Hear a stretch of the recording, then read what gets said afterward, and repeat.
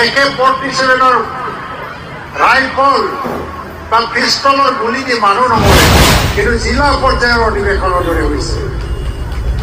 আজিৰ পৰা ক'ব পাৰিনে নাই জমদুৱাৰ UPPL-ৰে 2025 চনত হ'বনে নাই? হ'ব? জিকিব পাৰিবনে নাই? জিকিব পাৰিব? UPPL জিন্দাবাদ, UPPL জিন্দাবাদ, UPPL জিন্দাবাদ। কিবা কাৰণত আমি 2020 চনত জমদুৱাৰ সমষ্টিখন জিকিব পৰা নাছিল, কিন্তু 25 চনত জমদুৱাৰ সমষ্টি আন কোনো ৰাজনৈতিক দলে জিকিব পৰা অৱস্থা নাই। আজি সমাৱেশখন দেখি পেলাই মই ক'ব পাৰোঁ UPPL-এ জয়ী হ'বলৈ গৈ আছে।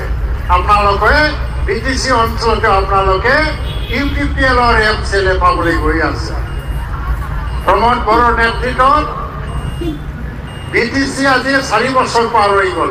1 বছৰৰ পিছত আকৌ নিৰ্বাচন হ'ব আৰু নিৰ্বাচন হৈ পেলাই কাউন্সিলত নতুন চৰকাৰ গঠন কৰিবলৈ আমি গৈ আছোঁ।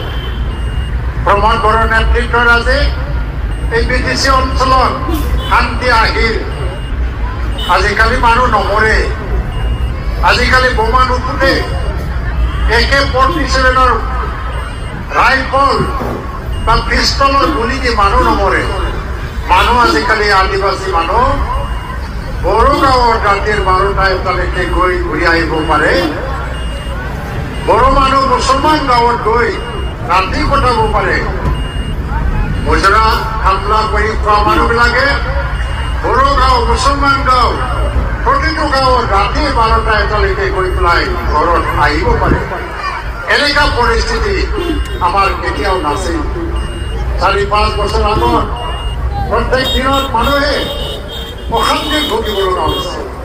কেতিয়া বোমা ফুটে, কেতিয়াবা উগ্ৰপন্থীয়ে গুলিৰে মাৰে, কেতিয়াবা উপহৰণ হয়। তেনেকুৱা পৰিস্থিতিৰ মাজত ইয়াত এটা সুস্থ বাতাবৰণ কেতিয়াও নাছিল। না আদিবাসীয়ে ভালকে আছিল, না মুছলমানে ভালকে আছিল, না বঙালীয়ে ভালকে আছিল, না বড়োসকলে ভালকে আছিল। কোনেও শান্তিত নাছিল। কিন্তু বিটিআৰ চুক্তিৰ পিছত আমাৰ মাজত শান্তি ঘূৰি আহিল। অকল শান্তি ঘূৰি অহাটোৱেই নহয়, শান্তি স্থায়ী হ'ল। এই শান্তি কোনেও বিঘ্নিত কৰিব নোৱাৰে। আজি কোনো উগ্ৰপন্থীৰ জন্ম নহয়, কোনো দুষ্কৃতিকাৰীয়ে এই শান্তি বিঘ্নিত কৰিবৰ কাৰণে একো চেষ্টা কৰিব নোৱাৰে। পুলিচ বিভাগ সষ্টম, UPPL দল সষ্টম, কোনোবা বড়ো যুৱক বা কোনোবা আদিবাসী যুৱক, কোনোবা মুছলমান যুৱক, কোনোবা ৰাভা যুৱক, কোনোবা উগ্ৰপন্থী হ'বলৈ গৈ আছে নেকি? আমাৰ 24খন গাঁৱত সদায় খবৰ লাগে। কোনোবা যদি ভুল বুজি পেলাই জংঘলত যাব খোজে, আমাৰ নেতাসকলে তাৰ ঘৰত ঘূৰাই বুজাই দিয়ে জংঘলত গৈ লাভ নাই। উন্নয়নৰ কাম কৰিব লাগে, এতিয়া ৰাস্তা বনাব লাগে, স্কুল বনাব লাগে, ল'ৰা ছোৱালীয়ে ডক্টৰ ইঞ্জিনিয়াৰ হ'ব লাগে, ACS হ'ব লাগে। এই বুজাবলৈ মানুহ আছে। আমাৰ সমাজত আমাৰ যুৱকসকলে উগ্ৰবাদৰ উগ্ৰপন্থা লোৱাৰ মূল কাৰণটো হৈছিলে যে এই যুৱক যুৱতীসকলক আমি বুজাব পৰা নাছিল।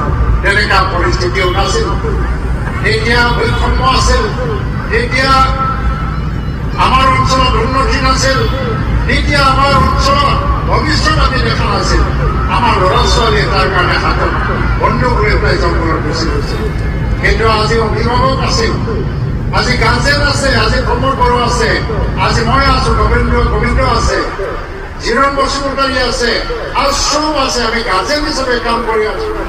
আমাৰ ল'ৰা ছোৱালী কোনোবা জনগোষ্ঠীৰ ল'ৰা 16 বছৰীয়া 18 বছৰীয়া কিবা ভুল কাৰণত জংঘলত যাব খুজিছে যদি আমি গৈ পেলাই বুজনি দিওঁ, তুমি জংঘলত যাব নালাগে, তোমাৰ উজ্জ্বল ভৱিষ্যত আছে। তাৰ কাৰণে ল'ৰাবিলাকে আজি জংঘলত নাযায়। উগ্ৰপন্থী হ'ব নোখোজে। আধাৰ বাবে ইয়াত জয় এটা পৰিৱেশ, ইয়াত গুলিয়াগুলি নাই, জনগোষ্ঠীৰ মাজত কোনো সংঘৰ্ষ নাই, জাতি জাতিৰ মাজত কোনো সংঘৰ্ষ নাই, মানুহ নমৰে। এনেকুৱা শান্তিৰ পৰিৱেশ ভাৰতবৰ্ষৰ কোনো ঠাইত নাই। আজি অকল মই কোৱা নাই, ভাৰতবৰ্ষৰ নেতাসকলে ক'বলৈ বাধ্য হৈছে।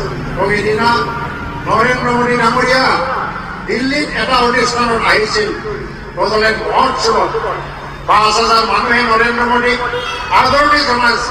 নৰেন্দ্ৰ মোদীয়ে ইমানেই অভিভূত হ'ল, সিদিনা তেওঁ ভাষণৰ মাধ্যমত বড়ো বা বড়োলেণ্ড অঞ্চল ইমান প্ৰশংসা কৰি গৈছে, অকল আমাৰ অনুষ্ঠানতে নহয়, 2 দিন পিছত হিন্দুস্তান টাইমছ নামৰ বাতৰি কাকতৰ আয়োজনত এটা লিডাৰশ্বিপ চাবমিট হৈছিল দিল্লীত, তাতো গৈ পেলাই নৰেন্দ্ৰ মোদীয়ে ক'বলৈ বাধ্য হ'ল শান্তি কেনেকৈ স্থাপন কৰা যায়, বড়োলেণ্ড অঞ্চলৰ পৰা শিক্ষা লওক বুলি ভাৰতবাসীকে মানে আজি আহ্বান জনাবলৈ বাধ্য হৈছে। সাংবাদিকসকলক আহ্বান জনাইছিল, তোমালোকে আজি দিল্লীত কি হৈছে তাকে লিখি থাকা, তোমালোকে আজি মুম্বাইত কি হৈছে তাৰ কাৰণে বাতৰি পৰিৱেশন কৰি থাকা। কিন্তু বড়োলেণ্ড অঞ্চলত হাতীয়াৰ ল'ৰা উগ্ৰপন্থীসকলে আজি মুনচিপালে ঘূৰি আহি পেলাই গণতান্ত্ৰিক ব্যৱস্থাত চামিল হৈ পেলাই আজি শাসন ব্যৱস্থাত চামিল হৈছে, অঞ্চলৰ উন্নয়নৰ কাৰণে কাম কৰিবলৈ হাতত লৈছে। আজি কোকৰাঝাৰত মেডিকেল কলেজ আৰম্ভ হ'ল, 100জন ল'ৰা ছোৱালী যোৱা বছৰ এডমিশ্যন ল'লে। মই কোকৰাঝাৰ মেডিকেল কলেজৰে গভৰ্ণিং বডিৰ চেয়াৰমেন, মেনেজমেণ্ট কমিটিৰ চেয়াৰমেন, 100জনৰ ভিতৰত কোন এৰিয়াৰ পৰা আহিছে মই সুধিছিলো। 20জন, 100জনৰ ভিতৰত 20জনে অসমৰ বাহিৰৰ পৰা আহে, বিহাৰ, উত্তৰ প্ৰদেশ, মহাৰাষ্ট্ৰ চবৰ পৰা। 80জনে অসমৰ, 80জনৰ ভিতৰত বিটিচি অঞ্চলৰ পৰা কিমানজনে ডক্টৰ কৰিব আহিছে ইয়াত মই সুধিছিলো। মাত্ৰ 3জন 4জন ল'ৰা ছোৱালী আছে ডক্টৰ হ'বলৈ তাত এডমিশ্যন লৈছে। তাৰে ভিতৰত আপোনালোকৰ শ্ৰীৰামপুৰ অঞ্চলৰ পৰা এজনে আদিবাসী ছোৱালী, তেওঁ ডক্টৰ পঢ়িবৰ কাৰণে তাত এডমিশ্যন লৈছে।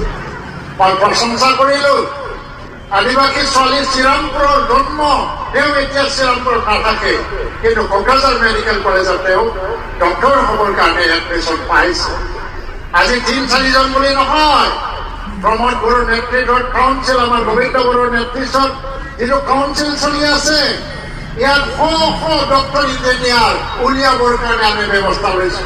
দিল্লীত ফ্ৰী কোচিং কৰা হওক, UPSC বা APSC পৰীক্ষা দি পেলাই ডাঙৰ ডাঙৰ অফিচাৰ হ'বৰ কাৰণে গৰীব বড়ো ল'ৰা ছোৱালীও যাতে অফিচাৰ হ'ব পাৰে তাৰ কাৰণে কোচিং দিয়া হওক। जोंनि दुखिया बिमाफोरानो फिसाफोरा दिल्लीयाव कोचिं लानो हाया, ACS अफिसार जानो, डाक्टार जानो, इन्जिनियार जानो एडमिसन मोना, ओंखायनो डाक्टार इन्जिनियार ओंखारा। दा प्रमोद बर'नि दैदेननायाव बिनामुलिया कोचिं बेबस्था दिल्लीयाव हरनायनि बेबस्था खालामबाय। बड'फा सुपार डिभिजन आरो थांनाय बोसोराव 50 जन सेंग्रा सिख्लाया बाहाय ट्रेनिं लाहैनानै 36 जनानो APSC परीक्षायाव पास जाबाय।